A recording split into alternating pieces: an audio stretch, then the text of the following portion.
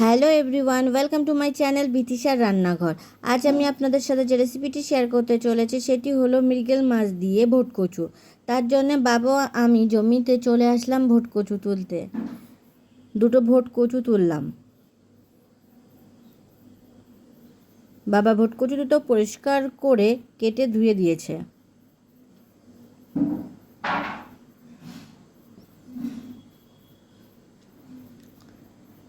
অন্যদিকে আমি মৃগেল মাছটা কাটতে শুরু করলাম।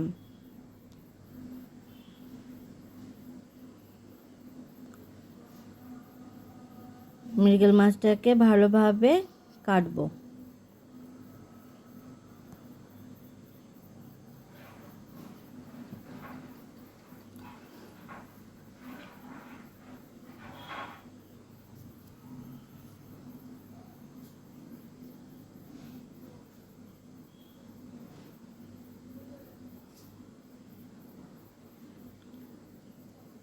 মাছটা কেটে ভালোভাবে পরিষ্কার করে ধুয়ে নিয়েছি। তার থেকে কয়েকটা পিস নিয়ে শুরু করলাম আজকের রান্না। পরিমাণ মতো লবণ হলুদ ভালোভাবে মাছে মাখিয়ে নিলাম।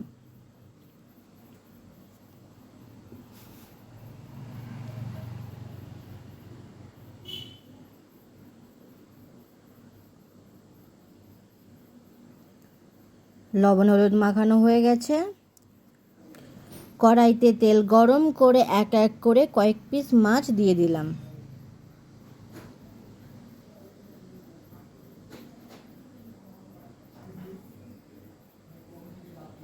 হালকা করে মাছগুলোকে ভাজবো। মাছগুলো হালকা লাল হলে তুলে নেব।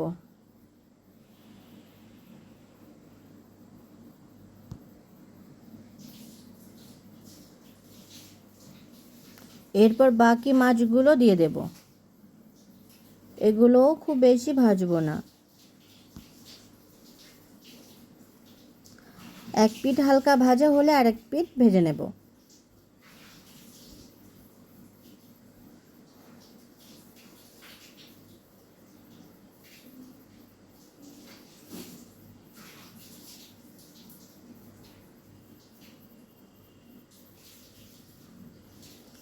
দু পিঠ ভাজা হয়ে গেছে, মাছগুলোকে তুলে নেব। এরপর মাছ ভাজার তেলে পাঁচফোড়ন দেব। পাঁচফোড়নের ভাজা গন্ধ বের হলেই দিয়ে দেব কেটে রাখা ভোটকচু।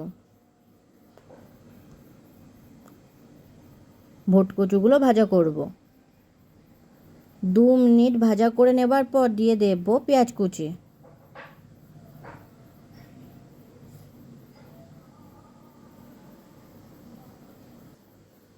পেঁয়াজ কুচি দিয়ে কিছু সময় ভাজার পর দিয়ে দেব পরিমাণ মতো লবণ হলুদ। লবণ হলুদ কচুর সাথে মিশিয়ে নেব।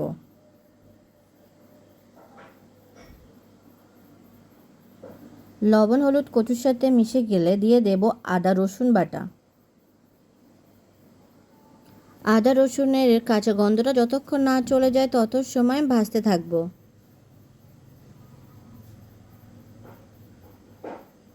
আদা রসুনের কাঁচা গন্ধটা চলে গেলে দিয়ে দেব কয়েকটা চেরা কাঁচা লঙ্কা ও একটা টমেটো কুচি দিয়ে ভাজা করব।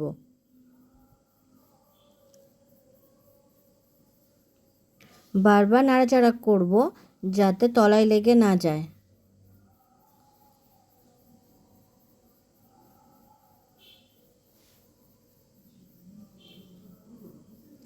কচু ভালোভাবে কষা হয়ে গেলে দিয়ে দেব পরিমাণ মতো জল। এবার ঝোলটাকে একটু নাড়াচাড়া করে নেব। এবার ঝোলটাকে ফোটার জন্য ঢেকে রেখে দেব। ঝোলটা ভালোভাবে ফুটে উঠেছে। দিয়ে দেব জিরে গুঁড়ো, ধনে গুঁড়ো, মরিচ গুঁড়ো দিয়ে ঝোলটাকে ভালোভাবে নাড়াচাড়া করে নেব আর কিছু সময়ের জন্য ফুটে রেখে দেব। ঝোলটা ভালোভাবে ফুটে উঠেছে। এরপর ভেজে রাখা মাছগুলোকে এক এক করে ঝোলের মধ্যে দিয়ে দেব।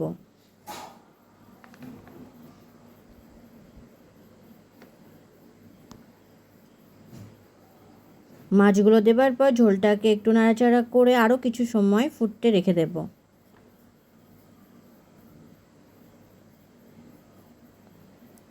ঝোলটা ভালোভাবে ফুটছে।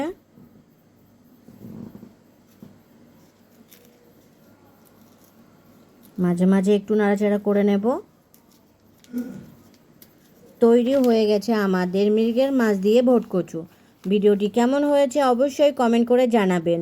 আর ভিডিওটা যদি আপনাদের ভালো লেগে থাকে তাহলে চ্যানেলটিকে সাবস্ক্রাইব করে পাশে থাকবেন।